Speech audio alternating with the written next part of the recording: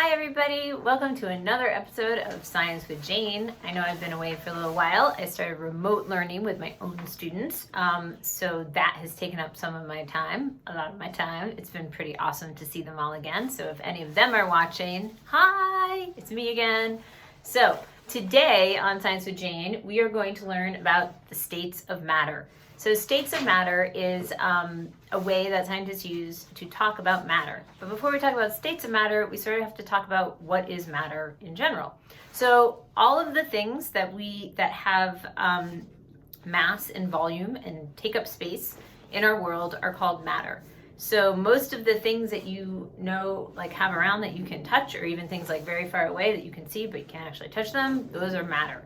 Okay, and matter is made up of molecules and atoms. We'll talk about that later. And scientists put matter into categories depending on how it acts. And those are called the states of matter. So it's not like the United States, it's like the states of how the matter is.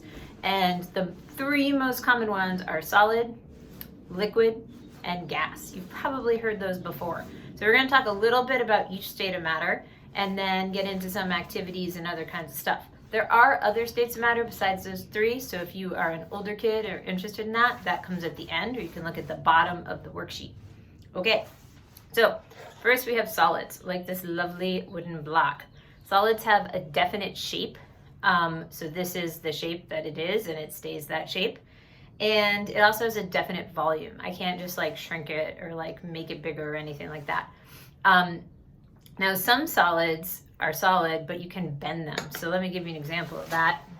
I have right here this lovely foam Pokemon mat, okay? So overall, its shape is a big rectangle, but I could fold it and make it like a smaller rectangle, but the rectangle's twice as thick. So I actually haven't changed the overall shape. I've just folded it into a different shape and kind of piled it up on top of itself like that.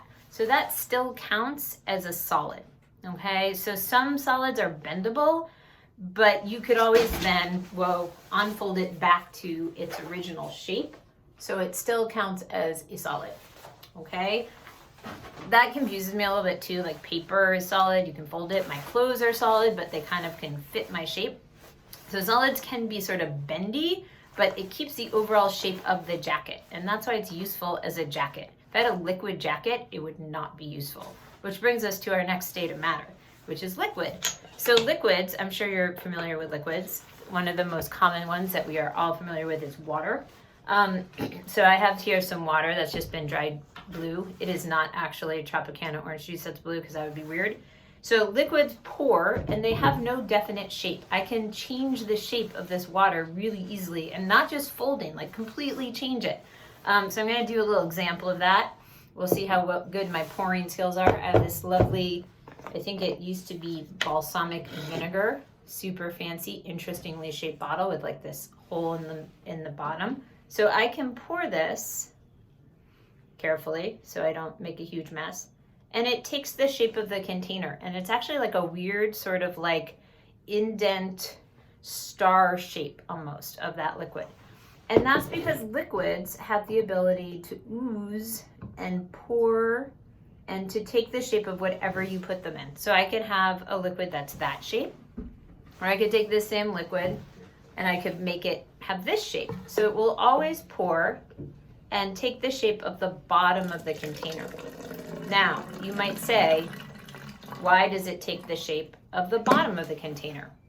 Well, that has to do with something called gravity, which we talked about like in a couple classes ago. And actually, a cool thing about gravity in liquids and pouring is that if you are in space, like a space station, like the International Space Station, and there is no gravity, you don't get pouring to take the shape of the bottom of the container. Instead, water forms these globs, and they just kind of float around. So that's an example of, it's still a liquid, but it's taking the shape of balls because it doesn't have gravity to pull it to the bottom of the container. Awesome. So that's what liquids are. They pour, they take the shape of their container. They're good. Water's important. And now we're going to move on to gas. Now, gases are tricky because most of them are invisible. So I'm surrounded by gas right now. It's the air inside my treehouse, but I can't see it. So one thing you can do is you can take a plastic bag, or a balloon if you have one, and you can capture some air inside it. So now when I sort of pinch this shut and I press, I can tell that I have gas in here, okay? And I can totally change the shape of my gas. Now, gases have the property of being able to change their shape. That's similar to liquids, but they don't have to go to the bottom of the container, okay? They sort of expand and fill the whole container. So this gas, if I let it go and let it go back just into the air in my treehouse, it will not just stay, like it won't just like pour to the floor of the treehouse. It will expand, and the molecules in this bag will spread out to fill this whole treehouse. And because there's like some little holes and stuff in this treehouse, it will also eventually spread out and go out into the wider world and fill up our whole atmosphere. So gases move around a lot more easily than liquids, okay? And the other thing is you can actually smush gases to some extent. So if you hold this a lot and smush, you can actually crunch it a little bit smaller. There's a limit to that. That gets a little more complicated. So I'm gonna right now allow the air from my plastic bag to go out and fill the shape of my treehouse, and the molecules are spreading out to the other air and filling it up, okay? So that's an example of a gas. And again, the gases can go everywhere. They don't have a definite shape or volume. Fabulous. So now we're gonna get into some activities. Let me just move my things over here. So on the link below, I've linked to a couple of interesting things you might want to check out afterwards. There's a Brains On video called The Wonderful Weirdness of Water, because water is a great example of all three states of matter that exist here on Earth. So we have, as you might know, we have ice, right, which is solid water.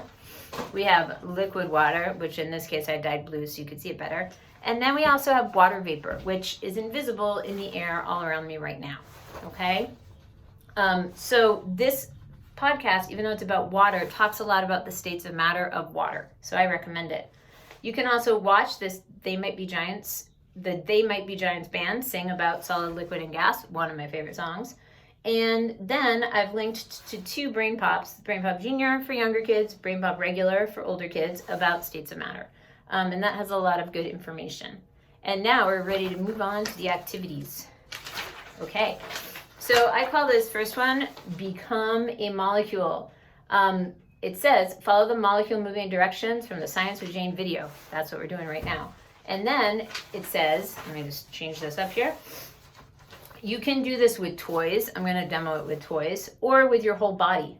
Then, in each circle, draw how the molecules of each state of matter move. You can use dots for molecules and arrows to show your movement if you want. And you're gonna need to label each of the bubbles, either solid, liquid, and gas. Okay, here's how you do it. So we're gonna start with solid. Again, you could do this with your own body. I'm gonna use minions because they're fun. Okay, so here are my minions. If the minions are molecules, which are the pieces that make up matter, and they're in a solid state, that means they have a fixed position. So they're gonna be next to each other. They might like vibrate a little bit like this, okay, because all matter has some amount of energy, but they don't change their positions relative to each other, and they don't like go run around like minions. They kind of just have to stay in their spots.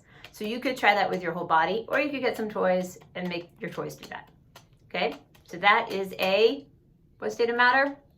Solid, excellent. Okay, now we're gonna make our minions pretend to be liquid molecules. So when they're a liquid, they can actually, let me get these guys so that you can see them better.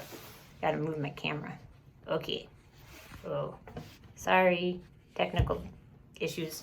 So when they are a liquid, they can move past each other and kind of slide around, but they stay in contact with each other for the most part, okay? They can like switch places, and they have to stay on the ground. Like they have to stay at the bottom of their container. Right now their container is my table, okay?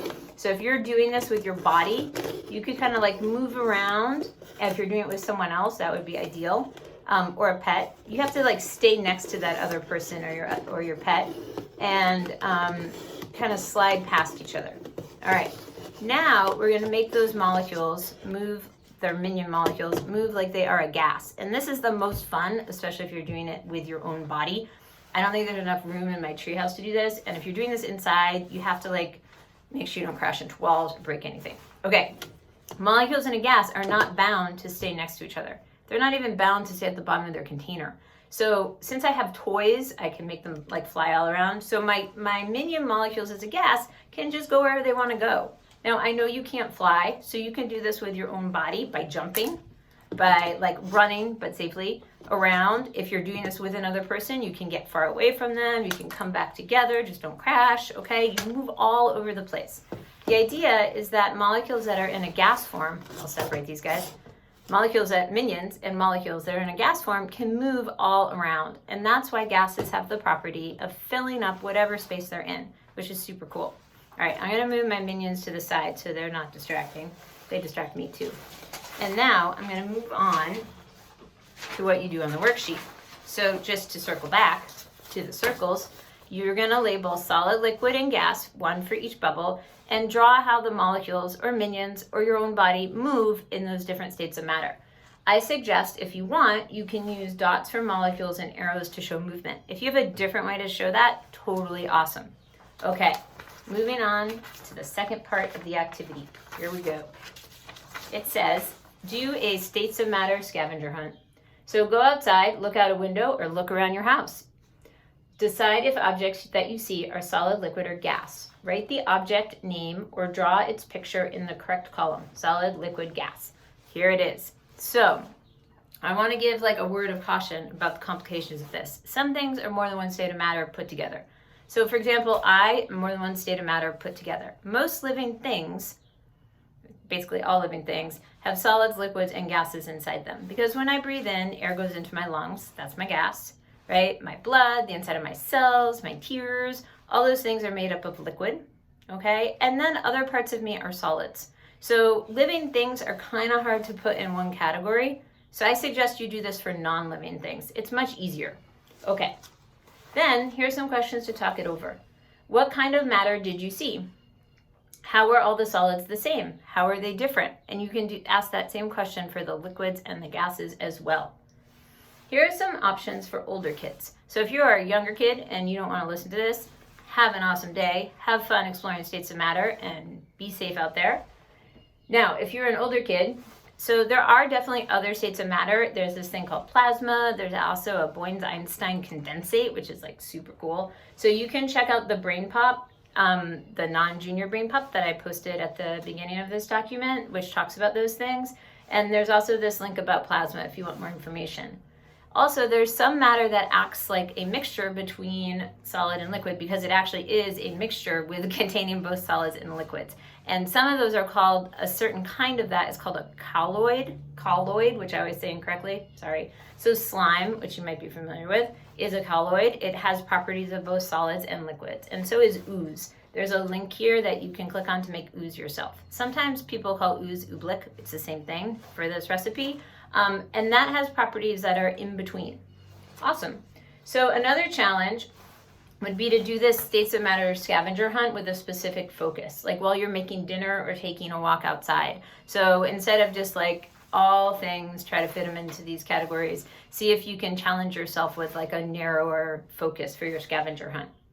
Okay, last but not least, this is the most challenging challenge of all. Can you design an experiment to prove to someone at home that water expands when it freezes? So if you're not sure about the water expanding when it freezes, I would go and listen to the Brains On podcast because it talks about this. So how would you set up a test or an experiment and document it to prove to someone at home that this is true, that it actually expands its volume when it freezes? What would you need to show, and how would you show it? If your parents agree, test out your experiment and share your results at home. Warning, please don't put glass in the freezer. Trust me, it's a really, really bad idea. This whole expansion, glass, don't do it. So make sure you're using safe things to put in the freezer. And your freezer might be super full right now, so make sure you ask for permission before conducting experiments inside the freezer or the refrigerator. All right, and that's all with Science with Jane for today. Thank you for attending States of Matter.